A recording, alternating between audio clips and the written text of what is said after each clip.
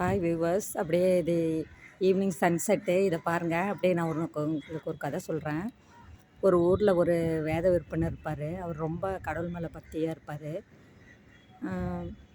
அப்போ அந்த ஊருக்கு ஒரு பெரியவர் வருவார். இவர் பக்தியை பாராட்டி ஒரு ரத்தினக்கல் மாதிரி ஒரு விலை உயர்ந்த ஒரு கல்லை கொடுப்பாரு.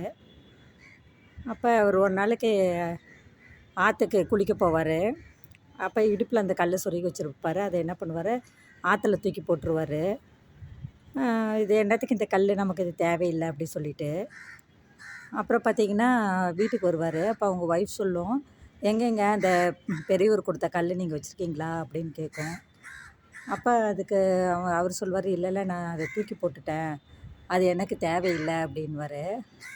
அதுக்கு அவங்க ஒய்ஃப் சொல்லும், ஏங்க இவ்வளோ விலையுள்ள கல்லை நீங்கள் தூக்கி போட்டீங்க அப்படின்னு ரொம்ப சண்டை போடும்.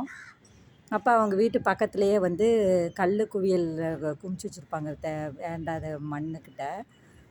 அப்போ அவர் அந்த கல்லை கற்கோவிலாவது, இந்த கல்லை தான் நீ வந்து விலை மதிப்பில்லாத சொல்கிறியா அப்படி சொல்லிட்டு அந்த கல்லை எடுத்து பார்த்தா எல்லாமே அந்த சாதாரண கல் எல்லாமே விலை உயர்ந்த கல்லாக மாறிடும்.